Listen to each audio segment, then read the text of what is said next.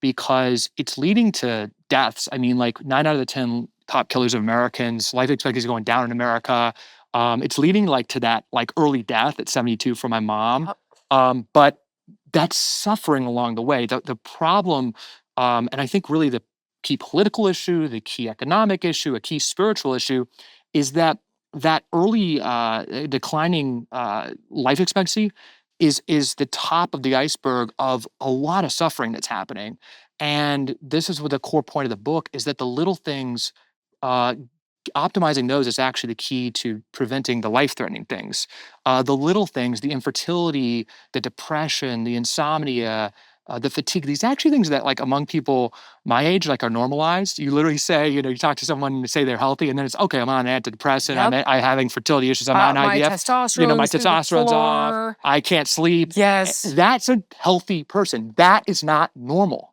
Right. Like we should not accept this. And actually, if the medical system was curious about those symptoms, if we just change medicine to, instead of like basically saying they're normal, to actually show curiosity. If my mom one time, somebody talked to her about exercise, talked to her about, what you're talking about, what the Warriors and independent media are talking about, then she'd still be here and would have suffered a lot less along the way. Right.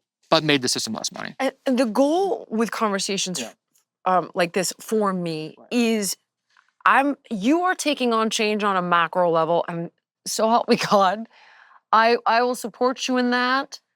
I'm not optimistic, but I will support you to the end of the earth. Where I've netted out is I'm like, I don't know that we're going to be able to change big food, big pharma, big government, and the campaign finance where all of this kind of begins because the politicians are up for auction and whatever. The lobbyists do what they do, which we'll talk about. Sure. That said, we do have the ability individually to unplug. And that's what the book is about, are things, this is not a shameless plug, that's the whole point, is that we can say no. You don't have to drink Coke, right? They'll make it available, they'll make it cheap, they'll put it on snaps, it'll be everywhere, it'll be addictive, it'll be tempting, but you can say no. We can go for a walk. We can make the choices that you're talking about. So the key is giving people the information to take their individual power back. For me. Now, the kid thing is particularly nefarious. And if you guys are like, what the kid thing? Fuck is she talking about? You have said there's essentially a war on our children. I want to start with big food. And then we can move into what's going on with big pharma. So we haven't talked about this. Now, I, of course, follow all of your work, but it was Dr. Drew who was like, have you had the conversation with Calley about big tobacco and big food? Right. And let's start there, because I think that's where this began, right? The 80s?